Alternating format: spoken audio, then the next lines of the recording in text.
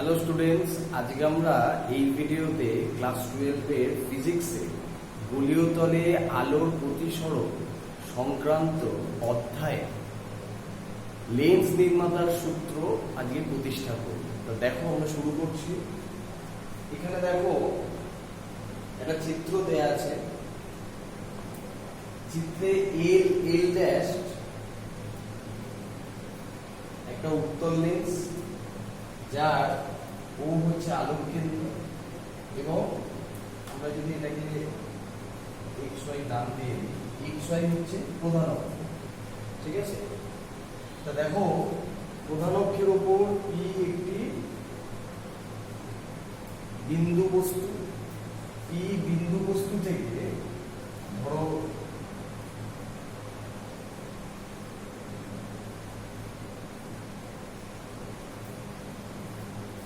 P A পথে লেন্সের প্রথম তলে আপতিত হয় এবং আপতিত হয়ে প্রথম তল থেকে এবি পথে প্রতিসৃত হয়। ঠিক আছে, যদি দ্বিতীয় তল না থাকতো তাহলে এই রশ্মি কোথায় গিয়ে মিট করতো? প্রধান অক্ষকে আই ড্যাশ বিন্দুতে। কিন্তু যেহেতু দ্বিতীয় তল রয়েছে লেন্সের, তাই লেন্সের দ্বিতীয় তল কি হয়েছে, সেখানে আবার আলোক রশ্মি প্রতিসরণ হয়েছে এবং আই বিন্দুতে প্রতিবিম্ব তৈরি হয়েছে। মানে ফাইনাল ইমেজ হচ্ছে, ফাইনাল প্রতিবিম্ব হচ্ছে আই বিন্দু।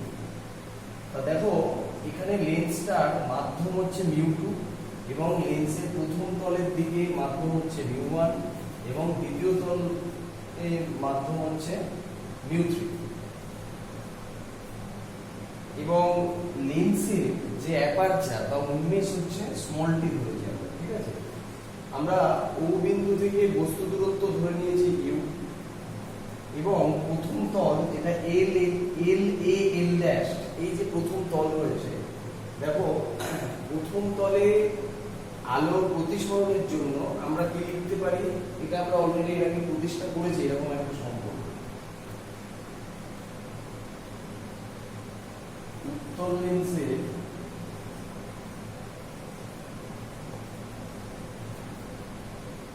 প্রথম তলে আলোর প্রতিসরণের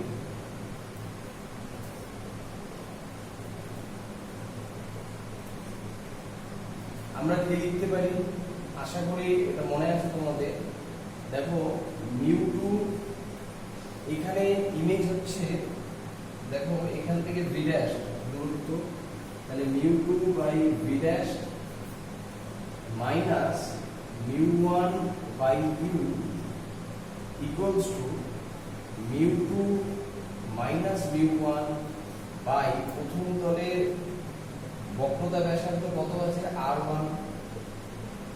ঠিক আছে, এটা হচ্ছে ইকুয়েশন 1। ঠিক আছে, দ্বিতীয় তলে আলোর প্রতিসরণে দেখো দ্বিতীয় যে তলটা রয়েছে, ঠিক আছে, সেই দ্বিতীয় তলে বস্তু কিন্তু এখানে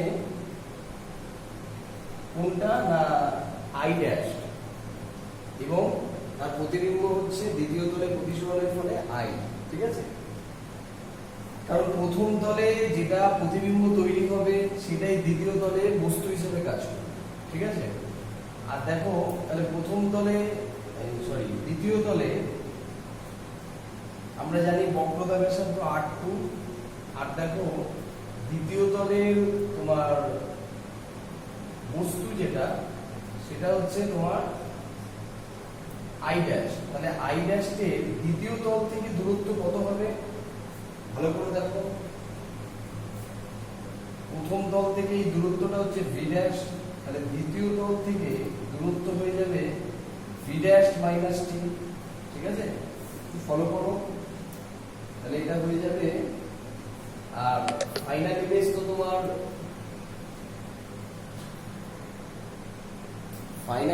তোমার আই হবে। তার মানে এখান থেকে হবে আমরা লিখতে পারি μ3 by V minus mu two, actually I dash যে ইমেজটা তৈরি হয়েছে সেটা কিন্তু মিউ টু মাধ্যমে, ঠিক আছে? তাহলে সেটা হয়ে যাবে V dash minus T equals to, এটা হয়ে যাবে mu three minus mu two divided by R two, ঠিক আছে? এইটা আমরা এখান থেকে লিখতে পারি। তাহলে দেখো এই সম্পর্কগুলো আমরা এরকম ধরনের সম্পর্ক প্রতিষ্ঠা করে দিলাম। তাহলে দেখো প্রথম তলের ক্ষেত্রে বস্তু রয়েছে মিউ ওয়ান মাধ্যমে, ঠিক আছে, মিউ ওয়ান প্রতিসরাঙ্কযুক্ত মাধ্যমে, এবং বস্তু দূরত্ব হচ্ছে ইউ। প্রতিবিম্ব আই ড্যাশ সেটা কিন্তু মিউ টু মাধ্যমে রয়েছে, ঠিক আছে? তাহলে আমরা এই সম্পর্কটা লিখতে পারি। এবং প্রথম তলে বক্রতা ব্যাসার্ধ হচ্ছে r1। একইভাবে দ্বিতীয় তলের ক্ষেত্রে বস্তু আই ড্যাশ যেটা মিউ টু মাধ্যমে রয়েছে এবং প্রতিবিম্ব কিন্তু মিউ থ্রি মাধ্যমে রয়েছে, ঠিক আছে? তাহলে আমরা ফর্মুলা জানি মিউ থ্রি মানে যে মাধ্যমে প্রতিবিম্ব রয়েছে সেই মাধ্যমে প্রতিসরাঙ্ক বাই সেই মাধ্যমে কি মানে বস্তু প্রতিবিম্ব দূরত্ব মাইনাস যে মাধ্যমে বস্তু রয়েছে সেই মাধ্যমের প্রতিসরাঙ্ক বাই বস্তু দূরত্ব হবে এই তল থেকে, ঠিক আছে? আর এটা তো ডিফারেন্সটা হয়। এখন এই দুটো সম্পর্ককে দেখো, এটা ইকুয়েশন 2 লিখতে পারি, এখন লিখব না, আমরা একটুখানি সিম্পলিফাই করব। দেখো যেহেতু দেখো ভি ড্যাশ দূরত্বটা পাতলা লেন্স হলে টি এর ভ্যালু খুব ছোট হয়, ঠিক আছে? যেহেতু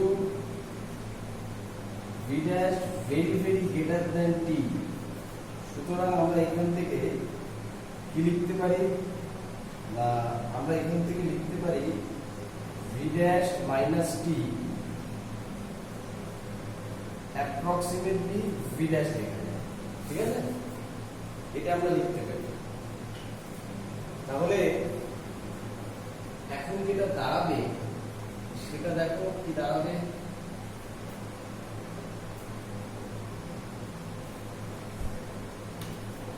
এখানে যদি আমরা ভি ড্যাশ মাইনাস টি এর জায়গায় ভি ড্যাশ বসাই তাহলে এটা হয়ে যাবে mu three by V minus mu two by V dash equals to mu 3 minus mu 2 divided by r2, এটা ইকুয়েশন 2, ঠিক আছে? তাহলে ইকুয়েশন 1 পেলাম, ইকুয়েশন 2 পেলাম। এবারে আমরা এই দুটো যোগ করে দেব। যোগ করে দিলে আমরা রেসপেক্টিভ একটা জিনিস পাবো। দেখো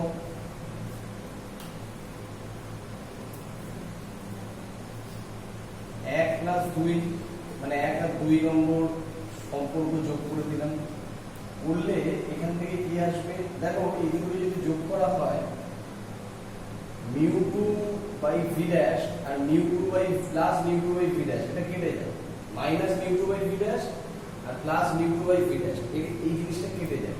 তাহলে এখানে পড়ে থাকে mu three by V minus mu 1 by u equals to, এটা থাকে, এটা হচ্ছে দুটো অ্যাড হয়ে যাবে mu 2 minus mu 1 by r1 plus mu 3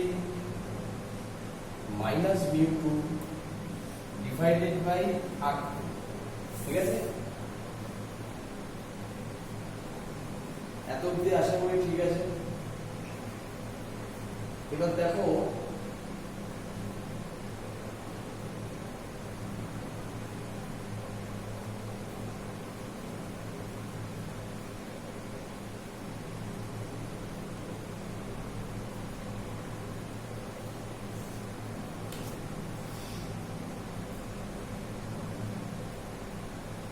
যেহেতু লেন্সটি একটি নির্দিষ্ট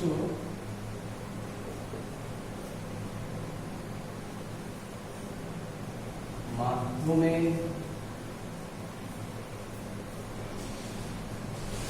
অবস্থিত।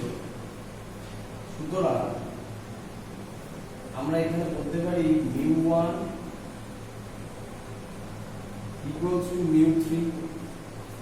তাহলে এটা যদি আমরা এখানে বসিয়ে দিই, μ3 এর জায়গায় যদি μ1 বসিয়ে দিই, তাহলে আমাদের দাঁড়াবে কি μ1 by v minus μ1 by u equals to μ2 minus μ1 by r1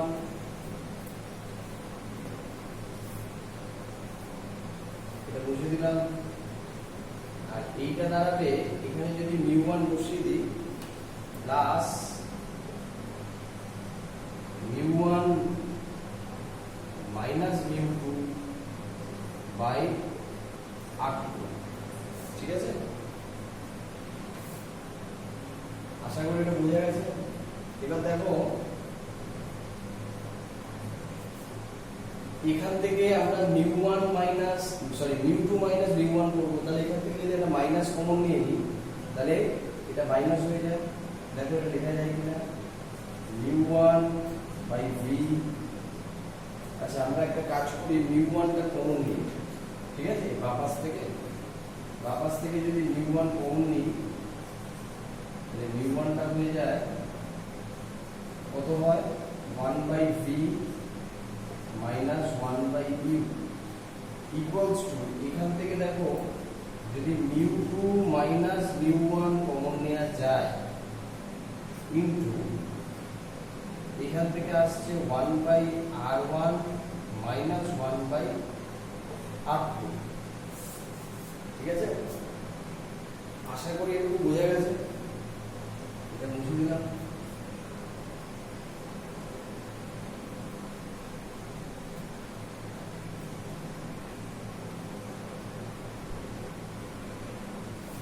এবার দেখো μ1 এখানে যদি ভাগ করে দেওয়া হয় তাহলে 1 by v minus 1 by u equals to μ2 minus μ1 by μ1 into 1 by r1 minus 1 by r2। এটা একটু নিচে লেখা যায়, আমরা একটু মাধ্যমটা একটু নিচে লিখলাম।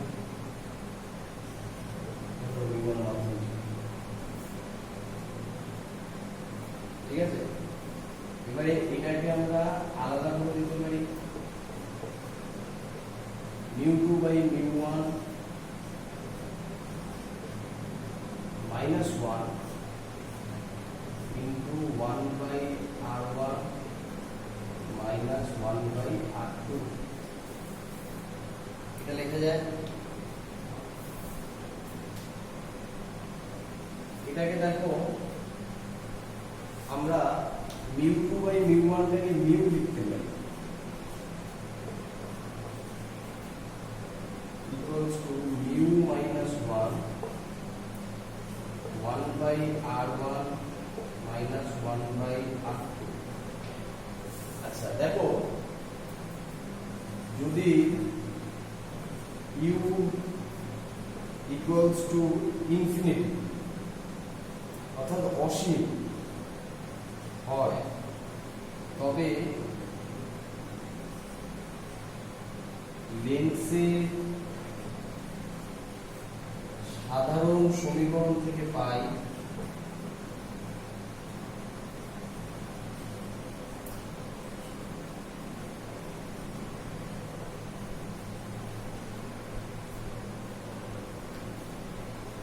বুঝে দিলাম।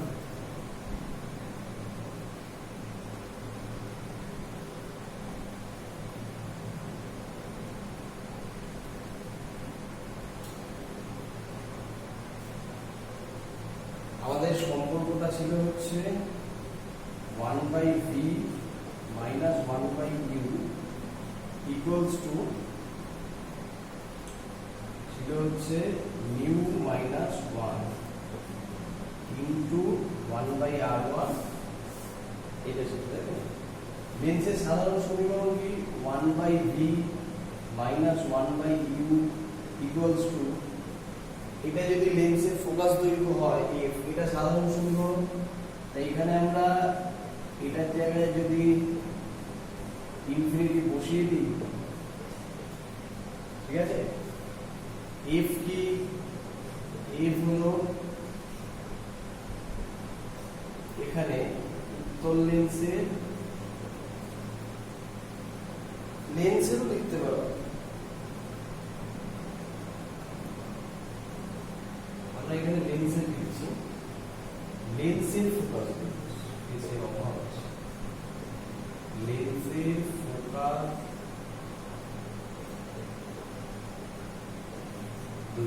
ঠিক আছে। তাহলে এটা এখান থেকে আমরা পেয়ে যাব, এটা তো জিরো হবে, তাহলে দেখো ভি ইকুয়ালস টু এফ আসবে। তাহলে আমরা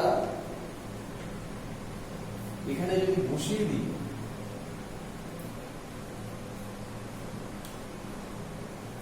তাহলে আমরা কি পাবো না, দেখো আমরা ভি এর জায়গায় এফ পেলাম, আর এইটা হচ্ছে zero, one by R one minus one by R two, और এখান থেকে one by F equals to mu minus one one by R one minus one by R two. এইটা হয়ে গেল লেন্স নির্মাতা সূত্র, ঠিক আছে। আশা করি এটা বুঝতে পারলে।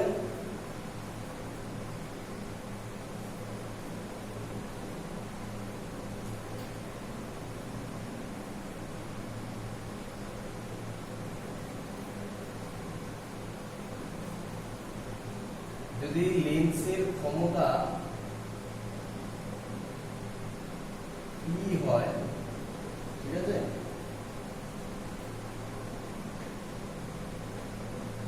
লেন্সের ক্ষমতা যদি পি হয়, তাহলে আমরা জানি P equals to one by F হয়, equals to mu minus one one by R one minus one by R two. এটাও একটা সম্পর্ক, ঠিক আছে। আশা করি এটা বুঝতে পেরেছো।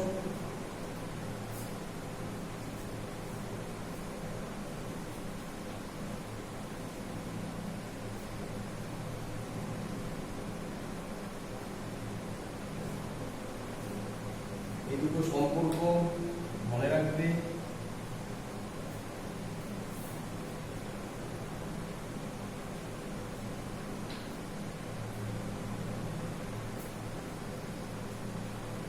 ধরো লেন্সকে যদি কোনো তরলে ডোবানো হয়, অর্থাৎ লেন্সের প্রতিসরাঙ্কের তুলনায় লেন্সের যে মাধ্যম দিয়ে তৈরি, মানে যে উপাদান দিয়ে তৈরি, সেই উপাদানের প্রতিসরাঙ্কের চেয়ে যদি বেশি প্রতিসরাঙ্কের কোনো মাধ্যমে লেন্সকে নিমজ্জিত করা হয়, তাহলে কিন্তু লেন্সের ফোকাস দৈর্ঘ্য বেড়ে যায়, ঠিক আছে। যেমন জলে যদি আমরা লেন্সকে ডুবিয়ে দিই, তাহলে কিন্তু লেন্সের ফোকাস দৈর্ঘ্য অটোমেটিক্যালি বেড়ে যায়, ঠিক আছে। বা এগুলি একটু মনে রাখবে যে ধরো কোনো উত্তল লেন্সকে, ঠিক আছে, যদি আমরা তার যে উপাদান, সেই উপাদানের প্রতিসরাঙ্কের চেয়ে যদি বেশি প্রতিসরাঙ্কের কোনো মাধ্যমে নিমজ্জিত করি, ঠিক আছে, তাহলে কিন্তু লেন্সের নেচারও চেঞ্জ হয়ে যায়, ঠিক আছে। অর্থাৎ উত্তল লেন্স অবতল লেন্সের মতো আচরণ করে, বা অবতল লেন্স উত্তল লেন্সের মতো আচরণ করে, ঠিক আছে। আশা করি এগুলো বুঝেছো। তোমরা অবশ্যই বাড়িতে এই দিকটা অবশ্যই একটু ভালো করে দেখবে, খুব গুরুত্বপূর্ণ লেন্স নির্মাতা সূত্র প্রতিষ্ঠা, এটা প্রায়শই আসে, ঠিক আছে। আশা করি বুঝতে পেরেছো।